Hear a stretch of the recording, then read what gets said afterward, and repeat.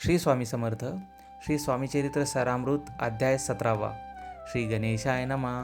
मागील अध्यायी कथा सुंदर. प्रख्यात जे मुंबई शहर, तेथे जाऊनी स्वामी कुमार मठस्थापती समर्थांचा स्वामी नामाचे भजन त्यांची या चरित्राचे कीर्तन. त्याहुनी व्यवसाय अन्य स्वामीसुत नेनती. स्वामीसुताची जननी काकूबाई नामे करुनी. तिने हे वृत्त ऐकुनी दुःख केले अनिवार. निजमातेचा शोक पाहुनी दुःखित झाले अंतःकरण. तिये लागे सावरून धरिले सत्वर प्रेमाने.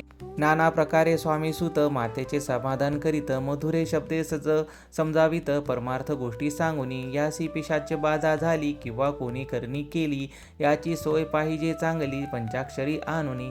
त्या समय प्रख्यात थोर यशवंतराव भोसकर जयांसी देव मामलेदार सर्व लोक बोलती. ऐसा विचार करूनी पोटी दर्शना आल्या उठाउठी. सांगितल्या सुताच्या गोष्टी मुळापासून सर्वही. ऐकुनी देव मामलेदार हसूनी गेला उत्तर. त्यासी पिशाच लागले थोर माझेनी दूर नोहेची. ऐसे उत्तर ऐकुनी दुःखी झाली अंतःकरणी. मग ती स्वामीसुताची जननी अक्कलकोटी येतसे. असो इकडे स्वामीसुत मुंबईसी वास्तव्य करीत. हिंदू पारसी स्वामी भक्त त्यांच्या उपदेशी झाले. मठ होता कामठीपुऱ्यात, तेथे जागा नव्हती प्रशस्त. मग दिली कांदेवाडीत जागा एका भक्तनीने. तारा नामे त्याची कांता, तेही त्रास देत स्वामीसुता. परितयांच्या चित्ता दुःख खेद नसेची. प्रथम मुंबई शहरात शके 1792 फाल्गुन कृष्ण त्रयोदशीशी स्वामी जयंती केलीये. कोणे एके समयासी नगरकर नाना जोशी सहज आले मुंबईसी. त्यांनी ऐकले वर्तमान. पाहुनी स्वामीसुताप्रती आनंदले नाना चित्ती. प्रेमानंदे चरणवंदिती स्तवन करती तयांचे.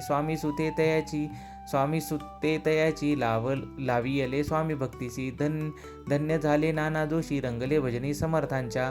पुढे जोशीबुवांनी स्वामींची पत्रिका करोनी ती अर्पावया श्रींच्या चरणी अक्कलकोटी पातले. पत्रिका श्रींच्या चरणी अर्पली, सामी मूर्ती आनंदली. समर्थ त्यांची आज्ञा केली नगरा वाजवा म्हणून. नगरा वाजविता जोशी हसू लागले समर्थांसी. पाहुन या स्वभक्तासी परमानंद झाला.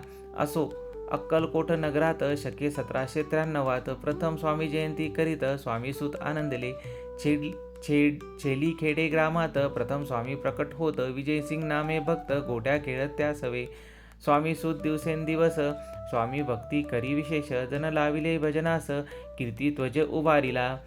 मना माझी धरुणी कामना, कोणी येतांची दर्शना. त्यांची समर्थ करीती आज्ञा, सुताकडे जावयासी. स्वामीसुतही त्र्यापती मनातील खून सांगती. ऐकून जनचकित होती वर्णिती ख्याती सुताची. एकदा सहज स्वामीसुत अक्कलकोटी दर्शना येत. तेव्हा समर्थ राजवाड्यात राहिले होते आनंदे. स्वामी दर्शन घेतल्याविन तो न सेवी कदा उदक अन्न. ऐसी दिवस झाले तीन निराहार राहिला. मग वाड्यासमोर जाऊन आरंभिले प्रेमळ भजन. ते जे करून रसे भरले पूर्ण. ऐकिले आतुनी राणीने. सेवकांसी म्हणे सत्वरी, तुम्ही जाऊन या अवसरी. त्या साधू ते मंदिरी प्रार्थोनिया आणावे. पाहून या समर्थांसी उल्हास सुताचे मानसी. धावून या वेगेसी मिठी मारली, मिठी चरणी घातली. निजसुता ते पाहुनी आनंदिले समर्थ मनी. करी फिरविला मुखावरणी, हस्ती धरुणी उठविले. अक्कलकोटी त्या अवसरी बहुत होते सेवेकरी. परी समर्थांची प्रीती खरी स्वामी सुतावरी होती. स्वामी सुत रात्रंदिन समर्थांपुढे करीती भजन. पायी खडावा घालोनी प्रेमरंगे नाचती. एके दिवशी श्री समर्थ बैसले असता आनंदात. स्वामीसुत भजन करीत पायी खडावा घालुनी. एकांत समय साधुनी समर्थ सांगती तया कानी. आम्ही जातो निजधामी, वारसा पुढे चालवावा. स्वामी वचन ऐकोनी स्वामीसुत निशब्द होई. कल्पना न साहे त्या स्वामी विन कैसे जीवन. वारंवार विन मी स्वामीसी, ऐसे न करावी काई. मी अजानले करू तू माझी आई. स्वामी धरिती हृदयाशी म्हणिती आम्ही तो हृदयी वास करू निश्चयी. चिंता न काही करावी. असो मग स्वामी सूत ते स्थळ सोडले त्वरित. नगराबाहेर येत मार्ग धरित मुंबईचा. स्वामी वचनी दुखावला अंतरी बहु खिन्न झाला. परतुनी नाही आला जन्मवरी अक्कलकोटी.